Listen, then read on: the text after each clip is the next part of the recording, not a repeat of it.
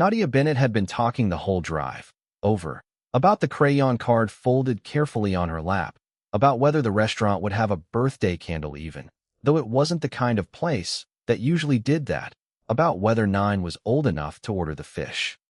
Isaiah had parked 2 blocks off Broughton Street rather than pull up to the valet stand out front, the way he always did, because a valet meant handing his keys to a stranger who would form an opinion about him from a used sedan before he'd said a single word. He still had the confirmation text from Kasia sitting in his phone from that afternoon. "We look forward to seeing you and your guest at 6:30, Mr. Bennett." And he'd shown it to Nadia in the car, proud of her for reading the whole thing out loud, without stumbling on confirmation. Now she stood on her toes at the host's stand, both hands cupped around the folded square of construction paper like it might fly away if she let go. "Excuse me," she said, in the careful voice she used when she wanted to sound older than 9. "We have a reservation. Bennett, party of 2. But first I have to give you this." The hostess didn't look up from her screen. 1 second. Isaiah Bennett stood behind his daughter, with his hands in the pockets of a quilted flannel jacket he'd owned since before Nadia could talk, watching her hold the little card out like a diploma. She'd colored it herself that afternoon at the kitchen table, tongue between her teeth, insisting he not look until they got there. He could see the corner of it now, a crayon sun, block letters bleeding slightly, where she'd pressed too hard. "Happy birthday, Daddy. Best table ever, official request." It was her birthday.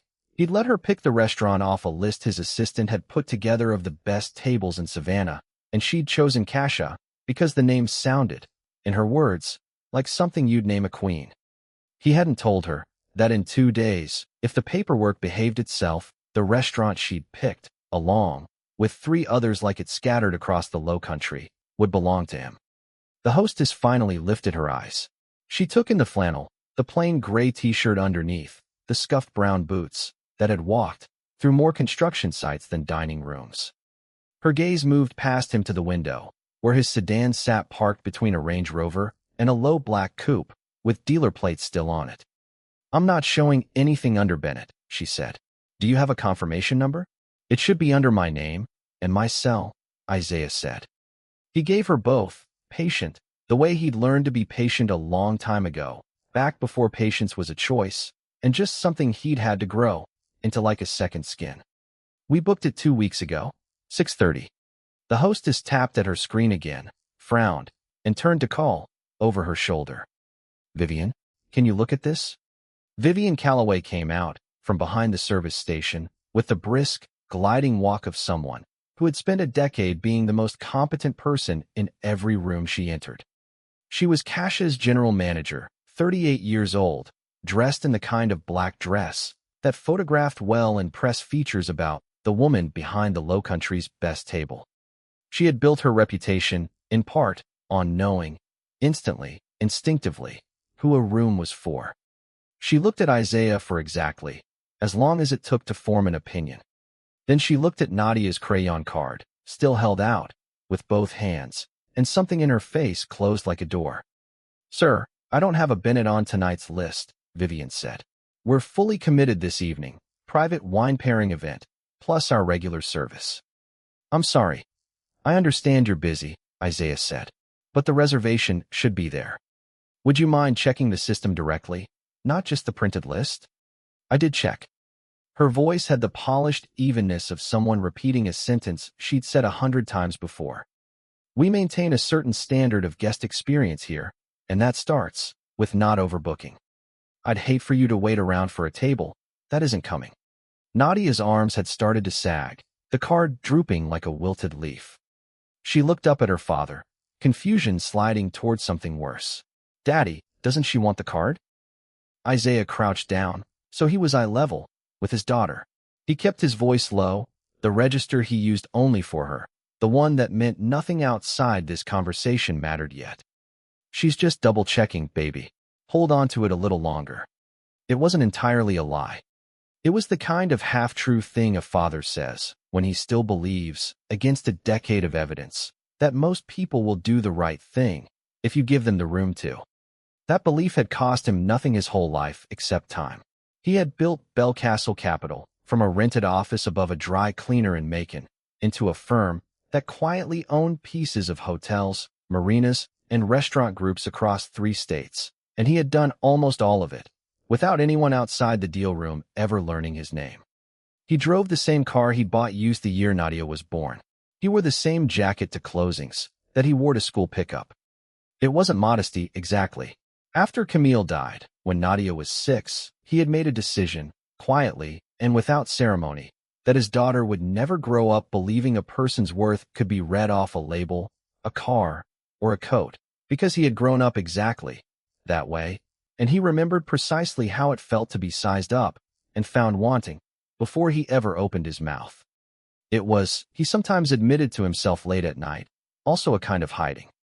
If nobody knew what he had, nobody could take it, resent it, or use it against him. If nobody knew, he never had to find out the hard way whether their kindness had conditions attached. He still remembered the drive down from Macon 3 years ago, the week after the funeral, Nadia asleep against the window, with a stuffed rabbit clutched under one arm, and how he had made himself a quiet promise somewhere around the South Carolina line, that whatever he built, from that point forward, he would build it, so his daughter never had to learn grief and invisibility in the same year the way he once had. He had kept that promise mostly by staying small in public and enormous in private, a habit that had served them both well, until tonight, when it had put his daughter's birthday card on the floor of a restaurant he was 2 days from owning outright. The dining room around them smelled of brown butter and citrus, low candlelight flickering off polished brass fixtures Everett Harlow had imported from New Orleans decades earlier. Somewhere behind the kitchen doors, a line cook called out a ticket in a clipped, rhythmic voice. It was, Isaiah thought, a genuinely beautiful room, which made what was happening at its front door feel worse, not better. 2 days from now, Belcastle would close on Harlow Hospitality Partners for restaurants, 30 years of reputation, and the retirement of a man named Everett Harlow, who had built Cascia from a single dining room into the best table in the state. Isaiah had walked through this restaurant 3 times during due diligence, always in a suit, always with lawyers, always greeted like the future he was. Tonight he'd wanted something else. He'd wanted to see the restaurant the way a regular family would see it, not the version staff performed for an owner, but the one they gave to a stranger in a flannel jacket on an ordinary Friday. He had not expected the answer to arrive quite this fast. "I don't doubt you made a reservation somewhere," Vivian said, before Isaiah had fully stood back up. "But I can't seat a table. That isn't on my list. I hope you understand." Behind her, a young server named Owen Pratt had drifted closer to the host's stand, a stack of menus in his arms, close enough to hear everything. He was 23, in his 2nd year at Cascia, still young enough to flinch visibly when something felt wrong. "Vivian," Owen said carefully, "I can pull the reservation history off the tablet and back. It logs everything even if the floor plan glitched. I've got it, Owen." She didn't look at him. "Go check on the Whitfields. They're due any minute." The front door chimed. A couple walked in, jeans, white sneakers, no reservation mentioned at all, laughing about parking, and Vivian's whole posture changed, warmed, opened like a flower turning towards sun. "Mr. and Mrs. Whitfield, right this way, your table's ready." Isaiah watched them go, watched Vivian's hand rest briefly, warmly, on the man's shoulder as she guided them past the bar. He looked down at Nadia. She was watching too, and she was smart enough. She had always been too smart for her own comfort at moments like this, to understand what she was seeing, even if she didn't have the words for it yet. "Daddy," she whispered, "why did they get a table, and we didn't?" "I don't know yet," Isaiah said, which was the truth, though not the whole of it. At the far end of the bar, an older man in a gray suit lowered his glass and watched the exchange over the rim of it, without saying anything. Regulars at Cascia knew him as Mr. Delacroix, a retired judge, who came in most Fridays for the same seat and the same glass of Sancerre. He didn't say anything yet. He just watched, the way people who have spent decades reading rooms for a living tend to watch, quietly cataloging. Vivian returned to the host's stand, smoothing the front of her dress, her patience visibly thinning. "I really am sorry for the confusion," she said. in a tone that suggested she was not sorry at all. But I can offer you a recommendation for something more casual a few blocks over. Barrel and Vine does a lovely burger. Might be a better fit for the evening you had in mind. Isaiah felt something tighten behind his ribs, quiet and controlled, the way he'd trained himself to feel anger without wearing it on his face. He thought of the deal room upstairs at the hotel 2 blocks away, the lawyers who'd be calling in the morning, the 4 restaurants that would carry his signature by Monday. He thought about how easy it would be to end this in one sentence. He didn't say it. I'd appreciate you checking one more time, he said instead, evenly. Bennett, 6:30. If it's genuinely not there, we'll go. But I'd like you to actually look before you decide it isn't. Sir, I have looked. Vivian's voice rose, just enough to carry to the nearby tables, just enough that a couple seated by the window glanced over and then quickly looked back at their plates, the particular kind of not watching that people do when they'd rather not be involved. I think it would be best if you and your daughter found somewhere else for the evening. Nadia's chin trembled. She held the card out one more time, a last small offering, as if the crayon sun might change something the words hadn't. It's my birthday, she said. I made this. Can I just give it to somebody?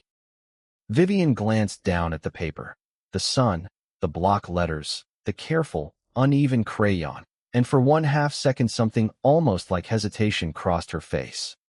Then it hardened back into place.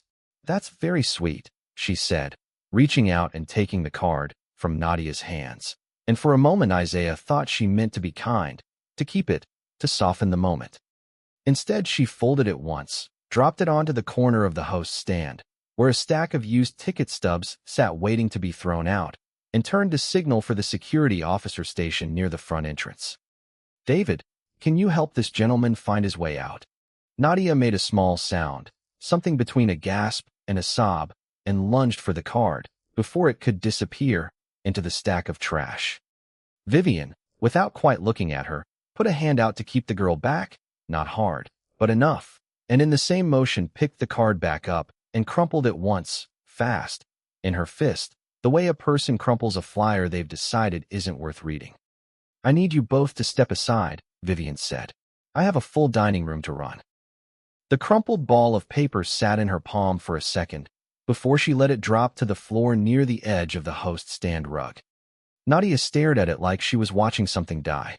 Isaiah didn't raise his voice. He didn't reach for the card. He crouched again, pulled his daughter gently against his side, so she wouldn't bend down to retrieve it in front of a room full of strangers, and felt something in his chest go very still and very cold. Not the loud kind of anger, the quiet kind, the kind that stays. You just crumpled my daughter's birthday card in front of her, he said, because you decided we didn't belong in your restaurant. I decided you don't have a reservation, Vivian snapped, color rising in her face now, the composure cracking at the edges. And I don't appreciate being spoken to like I'm the villain of the evening, because a man in a work jacket got upset that a restaurant this size can't bend its policy for every walk-in who wants to argue at my host's stand. The security officer, David, had drifted closer, hesitant, clearly unsure why he was being summoned to remove a man who had done nothing but stand quietly asking a question twice. If a moment like this feels familiar to you, if you've ever watched someone decide who deserves patience before they've even opened their mouth, stay with us, because what happens next is the part people never expect. Sir, David said, not quite meeting Isaiah's eyes, I think it'd be easier for everyone if you headed out.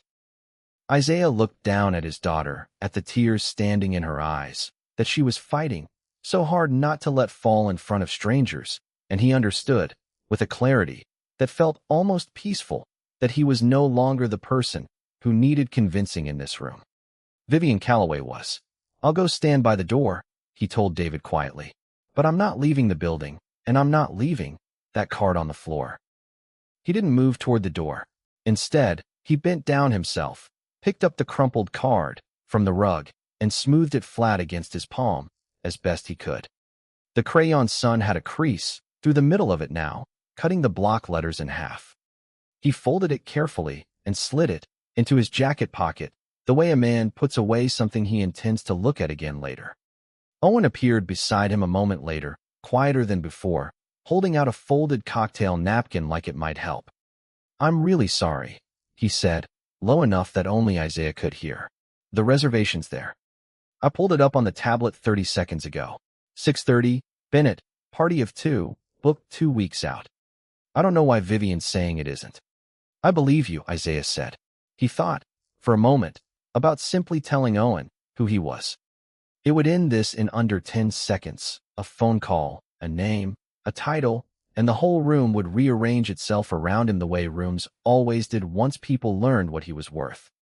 He had watched it happen before, in boardrooms and country clubs, the exact instant a person's posture changed once the number attached to his name became visible to them.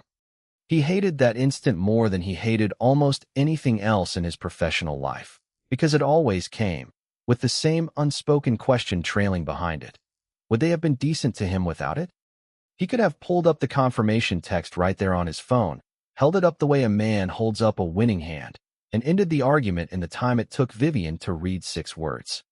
He didn't. Some part of him wanted to see how far she would let this go even, after he'd given her every honest chance to check. He wanted, for once, to let the answer to that question play all the way out before he changed it. "Owen," he said quietly, "can you do me a favor and not say anything yet? I'd like to see how this goes." Owen hesitated. Isaiah could see him doing the math, the same math every low-power person in that dining room had been doing all night, weighing what speaking up might cost against what staying silent already had, and then he nodded once, tight and nervous, and went back to his section. Nadia tugged his sleeve, quieter now, the fight in her having settled into something more watchful. "Are we in trouble?" she asked. "No," Isaiah said. "We didn't do anything wrong. Remember that part, whatever happens next. Then why do we have to wait by the door like we did something wrong?" It was, Isaiah thought, exactly the right question, the kind of question only a child asks, because she hasn't yet learned to accept an unfair arrangement just because an adult in a black dress said it with confidence. He didn't have a clean answer for her. He gave her the honest one instead. "Sometimes you have to let someone finish showing you who they are," he said, "before you can do anything useful about it." Isaiah pulled out his phone and typed a short text to his lawyer, careful to keep his voice and his hands steady, while Nadia leaned into his side. Running a few minutes behind. Small thing came up at dinner. Nothing that changes Monday. It was, strictly speaking, true. Whatever happened in the next 20 minutes at Kasha was not going to change the closing date. But it might change a great deal else. He glanced once toward the bar, where the older man in the gray suit was still watching, unmoving, his glass of Sancerre forgotten at his elbow. Something about the stillness of that gaze told Isaiah the man had already decided he did not like what he was seeing. Vivian, satisfied that the confrontation had ended in her favor, turned back toward the dining room, with the brisk energy of someone eager to move on to more important guests.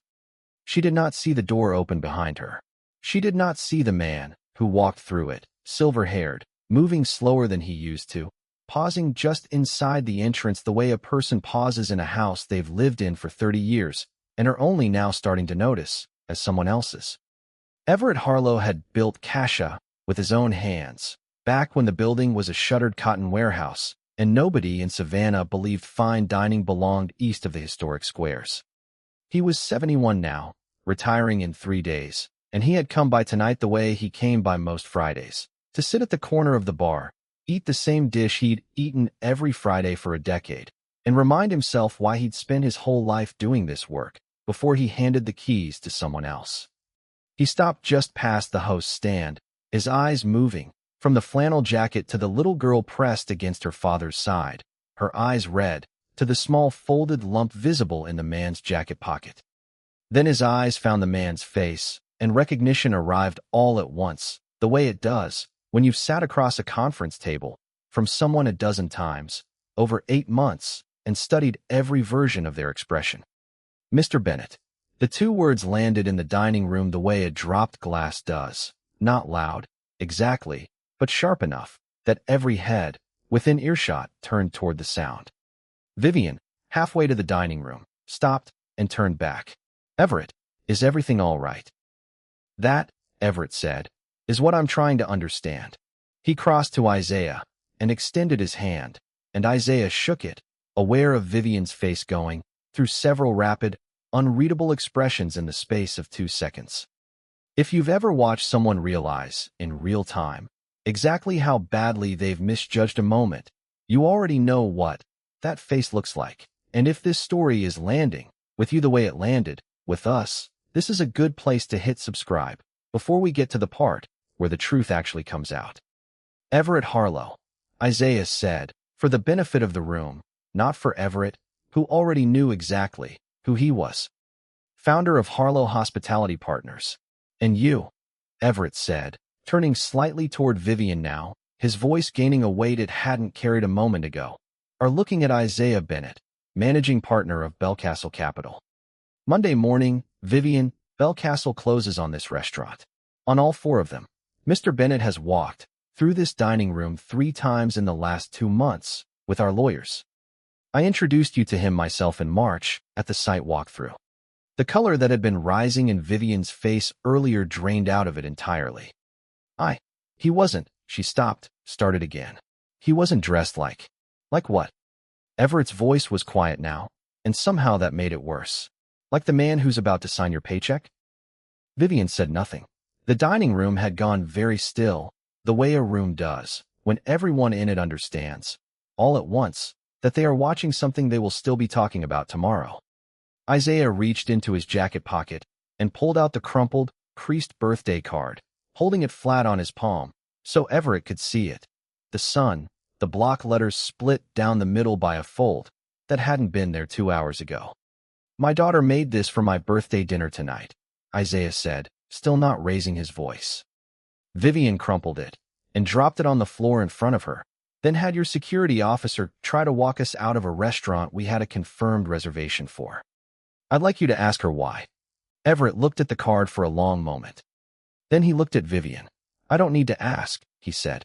I already watched her do it to the Odell family in February. I let it go because they didn't make a scene, and I told myself it was a one-time misunderstanding. I was wrong, and that's on me, as much as it is on you, Vivian. But it stops tonight. Owen stepped forward before anyone asked him to, his voice unsteady but clear. The reservation was in the system the whole time. I checked it and told her. She told me to go check on a different table instead. Vivian rounded on him. Owen, that is not. It's true, he said, not backing down this time, though Isaiah could see his hands shaking slightly at his sides. I'm sorry, Vivian, but it's true. At the bar, Mr. Delacroix set down his napkin and stood, unhurried, the way a man stands when he has decided a moment finally requires him to. For what it's worth, Everett, he said, I watched the whole thing from right there. She never once opened the reservation system in front of them. She looked at the man, looked at the girl, and made her mind up before either of them said a word. Vivian's composure finally broke all the way open. I was protecting the guest experience, she said, too fast, too loud. The rehearsed phrase from earlier now sounding hollow even to her. We talked about this at the walkthrough. Everett, you said the new ownership would care about maintaining a certain image, a certain standard. I said quality, Everett said. I never set a standard that decides who belongs in this room by what they're wearing or what they look like walking through that door. If that's what you heard, that's a conversation you and I need to have privately. But you don't get to use my restaurant's name to justify humiliating a 9-year-old on her birthday. He turned to Isaiah. I am sorry. Genuinely. Whatever you need from me tonight, a table, a refund, her job, you have it. Isaiah looked down at Nadia, who was watching the whole unraveling with wide, uncertain eyes, and thought about what kind of ending he wanted her to carry out of this room. I don't want her fired by me, he said finally. Not tonight, and not because I signed a check. That's not the lesson I want my daughter learning about how power gets used. But I do want this looked at properly, tonight, this week, before Monday, because if it happened to us, it's happened to other people who didn't have a retiring owner walk through the door at the right moment. Everett nodded slowly. Vivian, you're suspended, effective now, pending a full review. Corporate will need your notes, your seating logs, everything, going back 6 months. It was in pulling those logs 3 days later, after the deal had closed, and the paperwork carried Isaiah's signature instead of Everett's, that Belcastle's new operations team found the notebook Vivian kept in the host's stand drawer, a private log of names and short, coded notes about which guests she considered high-maintenance risk, a phrase that turned out, on closer reading, to correlate almost entirely with race and with clothing that didn't match the room's usual price point. The Odell family Everett had mentioned wasn't an isolated case. There were 11 names in that notebook going back over a year, each with a small check mark next to the word redirect. News of the notebook never made it past the four walls of the operations office. Isaiah made sure of that, over the objection of a junior associate, who thought a public statement would look good for the new ownership. He wasn't interested in turning 11 other families' worst nights into a press release. What he did instead was quieter and, he suspected, more lasting. He called each of the 11 names himself, or had Everett call the ones who'd known Everett personally for years, and offered nothing more complicated than an honest accounting of what had happened, and an open invitation back on the house whenever they were ready. 6 of them came. The Odell family came first, on a Tuesday, and Everett sat with them through the whole meal, mostly listening. That night, though, none of that had happened yet. Isaiah simply took his daughter's hand, thanked Everett for his time, and asked if there was somewhere quiet they could still get her a piece of cake, because it was, after all, still her birthday.